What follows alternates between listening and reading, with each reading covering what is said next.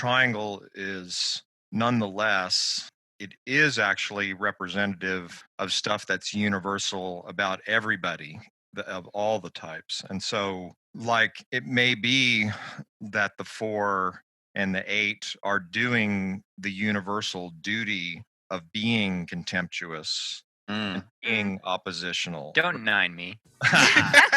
Lost for the universe That is just the most came in. 9. That's hilarious.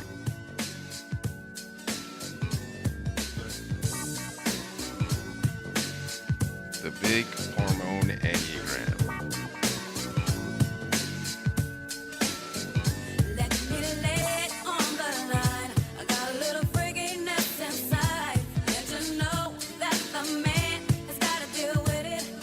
Hi, I'm John Lukovich, sexual self-pres for the 5-wing 458 trifix. Hi, I'm David Gray, self-pres sexual 9 with 1 974 trifix. What up? It's Emeka. I'm an 8-wing 7, sexual self-pres with 854 fixes. Hi, I'm Nancy. I am a self-pres social 3, wing 4, with a 369 trifix. If you like our podcast, guys, make sure you go like and subscribe us on the Apple Podcast app. And if you really like us, you should definitely leave us a review. So we just completed an interview series with all the 9 types and some multiple episodes of specific types. And I learned a lot, but I wanted to hear y'all's impressions too. So what I'll say first, not just 9, but like what really struck me in general were the wings.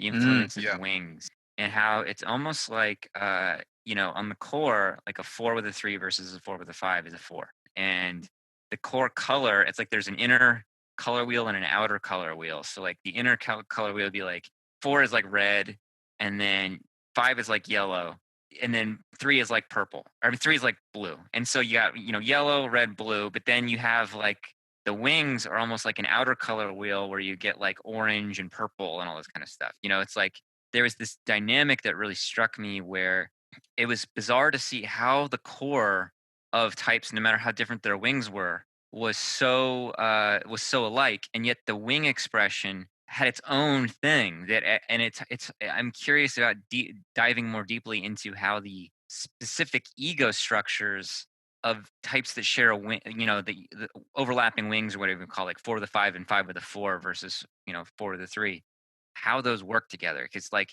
hearing the 4 call and being on it as being the 4-5 on there, and hearing the 4-3 as it was like, okay, there's a lot here that's me, and there's a lot here that's very, very other planet, and that I could recognize was a 3 influence. And then with the 5 call with Jameer and Rio, it was like there was so much that I resonated with that Jameer was speaking to.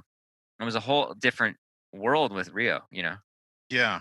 No, that's huge. I think it would be really interesting to explore like types that share the same wing and to see just how much they resonate, because I like you said, I was very surprised at how similar but still very different types of the same core type with different wings were.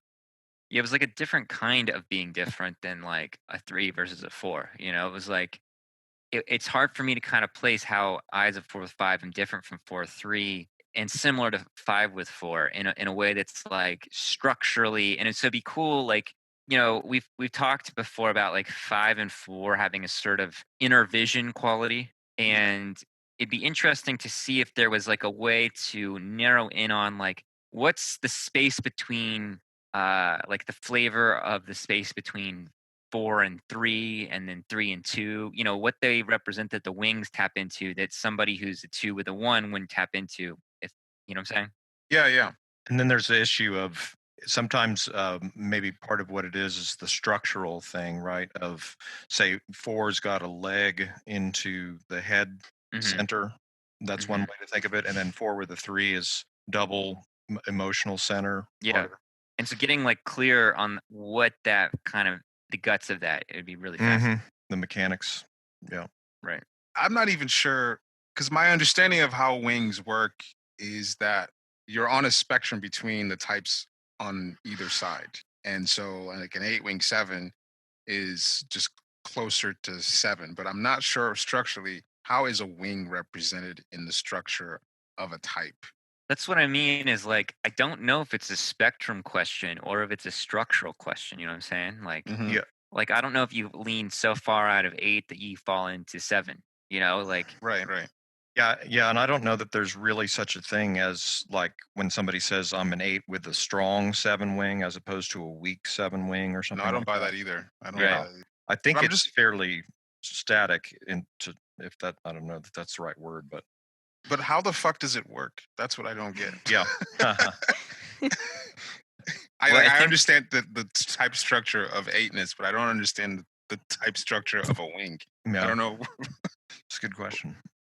so David and I were having like a discussion about and maybe it was all of us. I can't remember who I talked to when I talked to anybody, but um, about the psychic structures that Don and Russ have, and like how like about the superego and all those kind of things, and and I think those are really great and useful. And I also feel like that there's a way to work with them to clarify what they're getting at, like not necessarily adapting the same model, but even finding a new model for the same dynamics. And so it'd be interesting to like get very clear on each type's inner dynamics from their ego boundaries to I don't know, like it's like certain features of each type, and then seeing how that structure itself might be modified with an injection of some of the structure of an adjacent type. You know what I'm trying to say? Yeah, yeah. So one thing that really struck me, and it kind of goes with David's solar model of the Enneagram, that kind of blew me away was like 4 kind of represents introspection in a way. And in the past, I would have been more cautious about saying that and being like, every type is introspective. And I agree, every type can be introspective, but there's something about 4 that represents a kind of inner beam, Hmm. like on my own inner life. Whether they're good at that or insightful or use that for a good purpose is another question. But it's like that's where the attention is. And it's like a really powerful floodlight on an inner cave. And then you'd run into like too far into 3 territory or even the 5 territory. And it'd be like that would not be quite so paramount. But then like, with 5 with a 4 wing, it was like there was still a lot of that going on. And so while at the same time seeing how functional 4 with 3 was versus 4 with 5, and how functional 5 with 6 was versus 5 with 4. Like that blew my mind because I know how dysfunctional I am, and I kind of blame myself. And to see like, oh no, this is like based in type. That was something was about that was really illuminating for me. So the idea there being about that the sort of sundial schema where the line from 3 to 6 is the horizon line The Earth, of Earth, right? Which means 5 and 4 are in the dark, this so to speak, right, and so therefore a 5 with a 6 wing is got again sort of a leg up into the light, and same with the 4 with a 3, whereas 5 with a 4 and 4 with a 5 are more fully submerged in that inner introspective space, yeah, Fumbling man. around in the dark.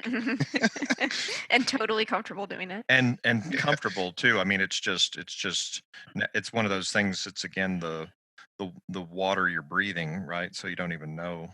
In other words, Like it's not like, oh my God, this is terrible, I'm in the dark, right? Right. right, It's like it's those salamanders that lose their eyes after years of being in caves. Mm. yeah, and then like going into the light is horrifying. Right, Right. there you go, exactly. And then everybody else knows how to be up there, and you're like bumbling around because you can't see because it's too bright. And we're all like, Exactly. what the fuck is wrong with you? Exactly. So that was powerful because like it was just very powerful to see because a lot of implication just personally, and then even like in this not a 4 type 9 kind of confusion. There's a lot of traits that 4 and 9 share, but like 9s don't have that inner beam in the same kind of way. You know what I Right. mean? It can Yeah. be really insightful in other ways, but it's like it's Yeah. not from this bat signal aimed inside.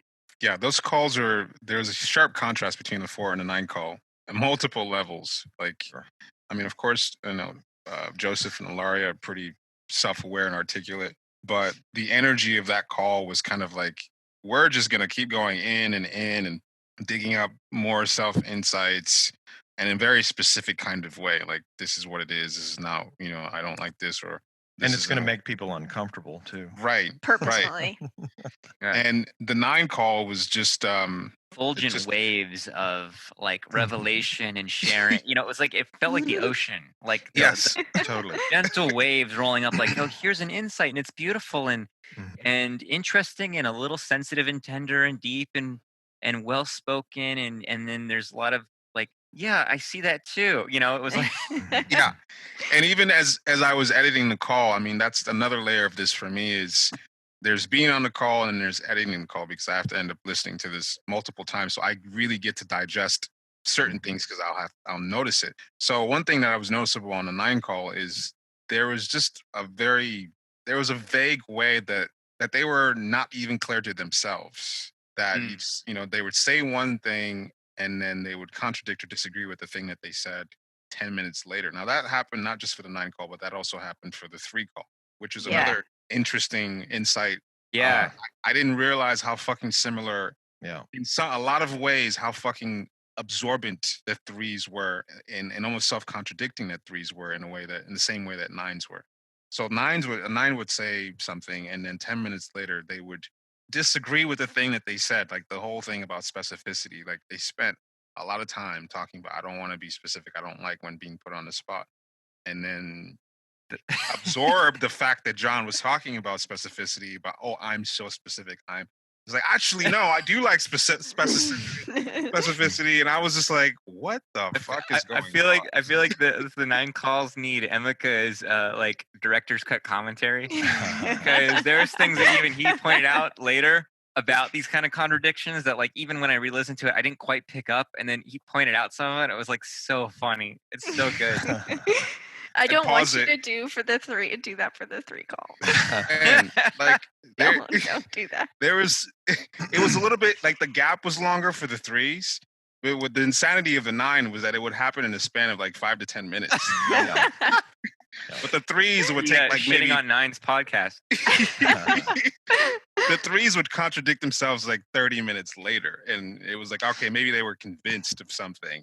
But 9s were just like taking in new things and just spitting it out. And everything was just sort of mixing and blending. And it felt like, I don't think you know where you're at right now. I don't think That's the terrible part. They don't. you don't know what you're saying. You don't know what you said. You don't know where you're going. I don't know what you're doing. Nancy, how was that for you with the 3s? I hated it. Because like the entire time I was just so aware of how often I would be like, wait, no, but I do agree with that. But I just said that I didn't agree with that. But that like and it's like it's so annoying because I don't have a fucking choice in it. And it's like it's not like I'm purposefully doing that, but it happens all the time. It drives me What's crazy. going on? Like what's happening there? Like I just sincerely, like I just don't. Well, it's like, so there's a part of me that is one way, and there's another part of me that's another way, and there's a third part of me that's this way, and there's a fourth part of me that's this way. And so it's just like it hits on, And I am all of them. It's unconscious absorbing though too, right? I mean, aren't you unconsciously absorbing other people's responses and points of view and adapting? I feel, but see, I probably am wrong about this, but I feel like I am at a point where I don't, or at least I'm slightly aware when I'm absorbing things that people say, because it just makes me mad. Well, But we talked about this on the call. We asked you guys about this, like, Yeah. what is happening? It's not an option. Yeah, and what you guys said that struck me, which sounded very 9, and we talked about on the call, is that there's a part of you that feels like you can mirror this moment, that feels like I can do this. Just a part of you, like there's a facet of you that feels, congruent with whatever that moment is. And that felt similar to like the self-fragmentation of 9s. Like it's just a part of them that can modeling. Model, but it's just different psychological mechanism with 3, but it like had a similar aim. Like they were, a 3 has like 4 or 5 different images or whatever that they can turn on for that particular moment. So it felt like 9s or the 3s were agreeing. There was parts of them that were agreeing with different things. Yeah, that's it. That's exactly it. It's like there's like a million different opinions going on in my own body. and one will pop up at any given time. And it That blows my mind how sure people are of themselves because of that. Like when people are arguing a point to me, I have such a hard time arguing back because I'm like, well, that might be a good point. That's interesting. And I don't have a leg to stand on because I'm hearing them and I'm like, wow, that's a good point. And then I get mad that they're so sure of themselves. Yeah, that's really interesting. That was the most interesting thing to me about the 3 call. There were some parallels to 9, like way more than I ever realized. I mean, Yeah. it was in the 6 call too, but I think we really hit on it in the 3 call. is there something, John, you can say about attachment as an unconscious process that talks to all of that, the 369? Yeah, I mean, part of the struggle of being on the Bermuda Triangle is that there's a part of you that's outsourcing itself. It's like a failure to individuate, and I don't mean failure like a personal failure, but just like Yeah. a lack of a certain kind of taking in or modeling how to create structure and how to create self-mirroring. Structure creating is the protective function, and self-mirroring is the nurturing function, how we see ourselves and how we move in the world. And so there's a way in which those personality types are staying in some kind of mimicry of a connection with what their parents represented as children for them. And so for a 9, a 6, or a 3 to kind of stand on their own legs, so to speak, with those inner psychological structures to see themselves fully and to be their own authority, that in a way, it's like giving up what mom and dad represented. It's like this sort of profound loneliness. And so you can kind of see the need to attach countering kind of this almost like an inner loneliness. Does that resonate, David and Nancy? Hmm. As I've said before, I don't particularly consciously relate to loneliness, but I know and understand that at an energetic level, I'm attaching to people everywhere, kind of, right, in a really abstract kind of energetic way. Right. And I'm not like a 4. I'm not needing to say, well, I have some, with my 7 and 4 fixes, needing to differentiate myself internally, even as I might be absorbing or connecting with somebody. But it's not as quote unquote violent as I imagine it is sort of with 4, or Yeah. as automatic, or as contemptuous. It's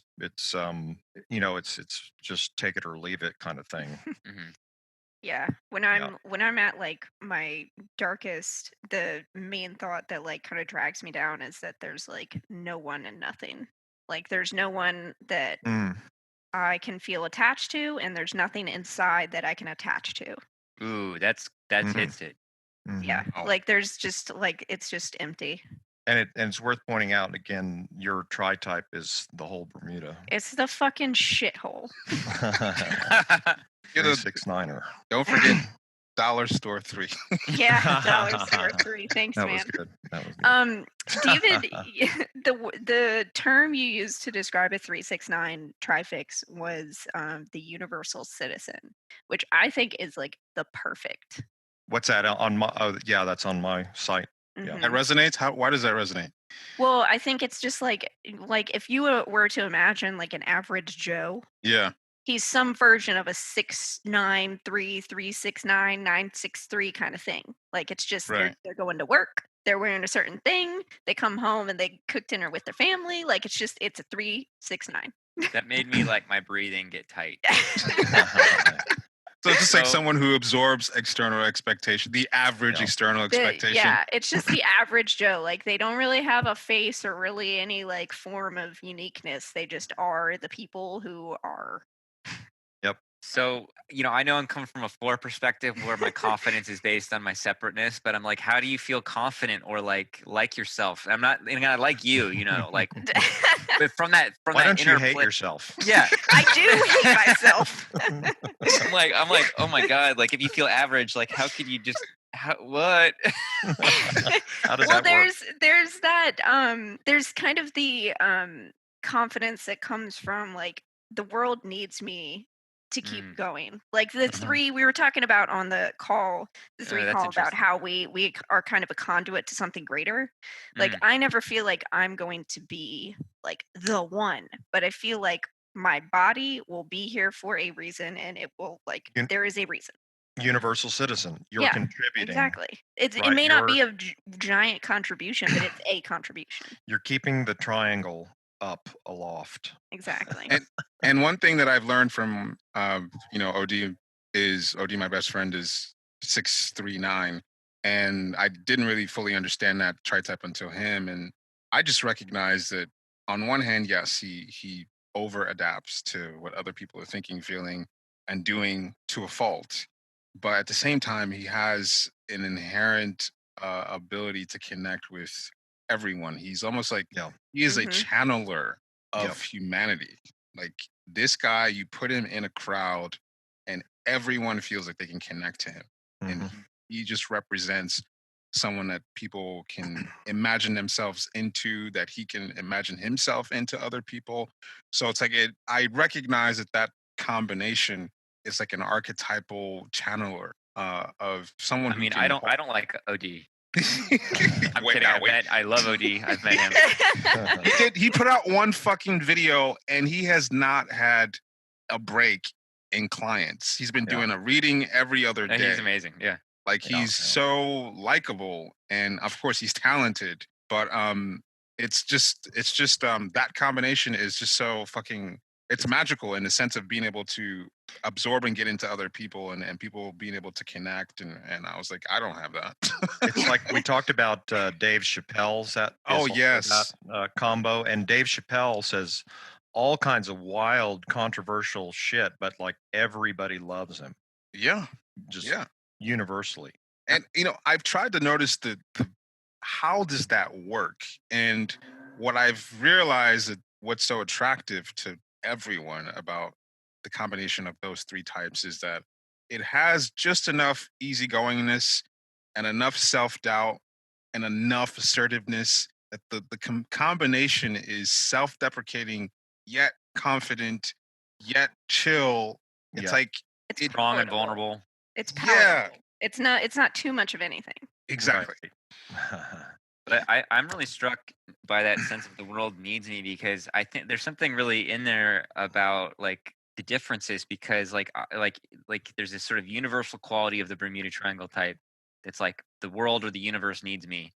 And then for me as a 4, there's this sense of removing myself, but also it's like the world doesn't need me. Like I am completely expendable and useless. And like, I think that's one reason why 4s are so quick to consider suicide. It's like there's like I could off myself and the world is just going to go on fine. And it might actually be better if I'm dead.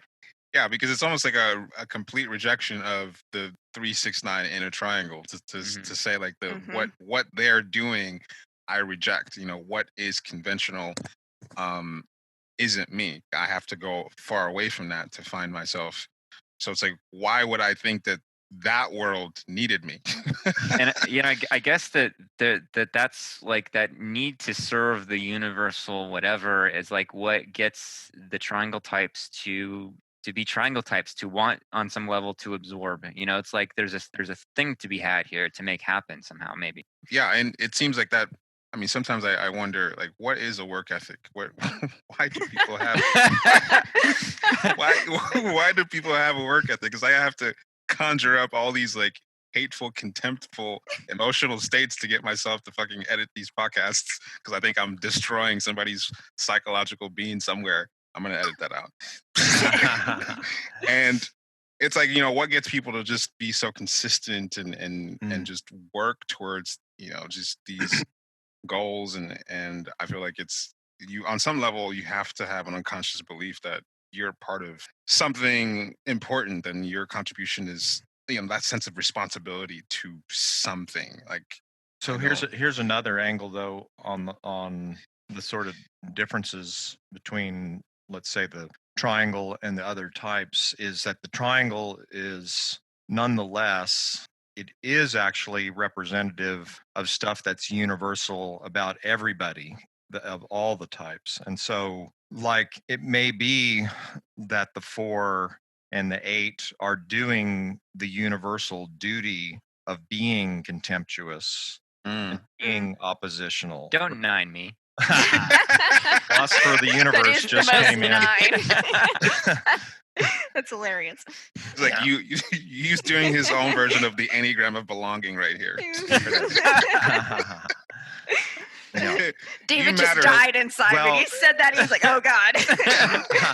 So, but I mean, I think that's part of like what superego is. I mean, like the difference between a psychopath, right? Serial killer or whatever is you're not connected to that piece. And even though it's, let's say, contemptuous or disdainful in the case of 4s and 8s, it still is in some sense doing something for the collective that's a balance or something. Again, Yeah. philosopher of the universe. Yes, Well, yes, I you're trying think one. Good job, David. I think one thing that like really struck me about like the whole interviewing like the hexad types was how comfortable all of them are with not being part of something. Mm. And like I don't know, like the How, water. how did that strike you? Like, how did that come across? I guess. Well, it just seemed so normal that they wouldn't think bigger picture, I Huh. guess. And it's just so not normal to do that for me. Like every time I have an idea, I'm thinking like 5-10 years down the road, who am I going to impact with this? Like, how are we going to like it's just Whoa. what I exactly. It's Really? just what I do, like instantly. Instantly. And so it's interesting to me to see other types who are like naturally more negative And or something selfish. and selfish. Yeah, and they just are. That's the water that they swim in, and it's so normal, and it kind of just blows my mind. We said on the last call that the 7s, the way they were answering questions, like they were just answering the Nothing questions to like, give. They were like, "Yeah, no." yeah, this is what I think. No, I don't think that's what it is. No, I disagree with that. Just kind of. Whereas with the 3s and the 9s, there's this sort of way that we were navigating through their answers, like, and they were navigating through their answers on the call, where it wasn't so direct, I guess. And they weren't sure where they were as part Yeah. of the 369 thing. Mm-hmm. Having self assurance is something I am not familiar with. Speaking of which, I was very struck by the 8 call from the point of view of, the ego projection onto 8s, or when you learn about 8s or whatever, is that they just have all their shit together. But I was really just, it made sense to me, and I kind of recognized on some level, but it clicked with how 8s are sort of taken by a ride from their own energy. Like the action orientation is just like, people will assume, man, they are just making such confident decisions all the time. And not to say they're not confident, but where it's coming from is like, oh shit, I'm just like I don't know what I'm doing sometimes. I'm just kind of doing. Yeah. That explains Trump, right? I mean, he's just escalating. He's just escalating. It's just arising from him, right? Unconsciously, that escalation stuff, that combat. I want to do like a series of posts on 8s because I know people inevitably keep asking, and I just want to do it once and for all and never have to touch it again, and just address all the mistypes and everything. But one of the things I keep having to say to people or I had a problem with when I first looked at the 8 descriptions is like 8 descriptions describe this person who's so confident and so dominant, and I personally didn't feel that way. I mean, it's almost like, sure, I like confident compared to who? Like if you're confident, how do you determine if you're confident or not? Like I've grown up. You've got nothing to compare it to. Yeah. Well, Because I grew up in a family of confident people, but I don't know that they're confident. It's just that's just the way they were. People have their views, they say it, and so I don't know that I'm confident. And so reading that on the page is like, that's not me. I mean, or I don't necessarily feel that way. I just do what I do. And so people sometimes say 8s are confident. It's like, just to make distinction, I'm just automatically doing things. Now, you might think that's confident. I don't feel necessarily confident. I just do things. That's it. Yeah, well, what I was going to say is the types are described in ways that from an outside perspective, not from an inside perspective. And I just realized that I've been describing types from an outside perspective. So they may look like this, but if you're describing an 8, 2, and 8, they don't know what they look like. They just know how they feel. Yeah. The distinction. Yeah, that's something that I hope happens down the line is descriptions written from the perspective of the type from the inside, because an 8 description wouldn't look anything like the current 8 descriptions if an 8 were to describe their own experience, because they wouldn't say that they felt confident. Right. They wouldn't emphasize that at all. They would just emphasize, I just go from doing, just things. I do things automatically. And then the perspective of being strong, like an 8, that doesn't necessarily have the perspective that I need to protect, but it's like there's an automatic impulse that you're not gonna get one all over on me. Like you're not gonna fuck with my boundaries. I need to be an autonomous space. Like you are not going to mess with me. And so like if descriptions were written from that perspective, maybe people would have an easier time recognizing themselves probably. Yeah, that's interesting. Well, and I think it's good to, like a way to humanize 8s, Mm-hmm. Yeah. Yeah, 8s are kind of portrayed as like superhuman, and it was really nice to hear them be like, no, Yeah. no. It's like I'm questioning just like everyone else when I need to do with my life. Like, what the fuck? Like, you think I've got it all figured out because I'm an 8? That doesn't make any sense. Like, Yeah, and it's on one hand, people use it as an opportunity to downplay their own strengths and be like, 8's got it all together, and then they use it as a way to objectify 8s. And I mean, it's sort of similar to how people kind of minimize 9s because 9s are kind of minimizing themselves. yeah. And ones are excuse me, 8s are kind of objectifying themselves, and so other people start to objectify them. So like I think Nancy, your distinction is really important for anybody that's serious about the Enneagram, is being able to talk about the types from the inside and what the inner dynamic is and not just how they look. Yeah, that's huge. Yeah. People don't realize it, regardless of what Trump is doing. That dude's fucking paranoid and anxious, and that's just the way it looks when an 8 is losing their shit. That's like when an 8 is losing their shit, it doesn't look like someone who's losing their shit. It just looks like someone who's throwing a lot of shit everywhere. Taking a lot of impulsive actions. You just get more impulsive. I get stressed out. I just start doing more shit. Or if I'm procrastinating, I procrastinate by doing more shit. Right. Any other observations before we go? 4, 5, 3, 9, 6. 1. The ones. We didn't do. Ones aren't that interesting. It was surprising to me that people didn't seem to be as interested in ones. Like, wasn't that a low listener call? Yeah, it was one of our lowest. I mean, it was a really good It was call. a good call. I realized that there's 2 things going on. There's interest level, which is like the number of people who are going to listen to an episode, and then there's retention, which is more of a measure of how interesting, entertaining an episode is. And sometimes the interest overrides the entertainment value. Like 4 and 5, that was our second most listened to, or maybe our third listened to episode in terms of people tuning in, because of course 4 and 5 are so interesting. So I mean, you have 4 and 5, which is what people want to identify with, and then 4, 5, 8 was up there, and then 6 and 9 are the other 2 that people actually are, and they're also interested in. So those are sort of the types that people are focused on in the Enneagram. Every other type is secondary to 4, 5, 8, 6, and 9. So the 1, 2, 3, and 7 is just, because 7 episode we just put out is really good. People love it, but it's similar to type 1. There's not that much interest in it. Just because people don't care about 7, they don't care about 1.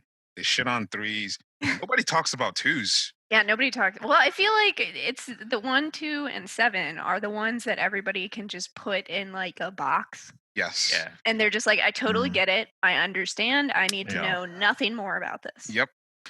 And 3 is the Enneagram stepchild, is the one that gets the most shit on. Everybody thinks we're like malicious. Yeah. If you're evil, you're a 3. 3. Corporate raiders. So yeah, What? I mean, Corporate raiders. Oh, yeah. Yes. so yeah, editing the podcast and seeing the stats just made me realize like that's not going to change. Like these are the types that people care about, and if you want to get lots of people tuning in, just do an episode on 4 or 5 or 8 and 6 and 9. I mean, those are just very popular.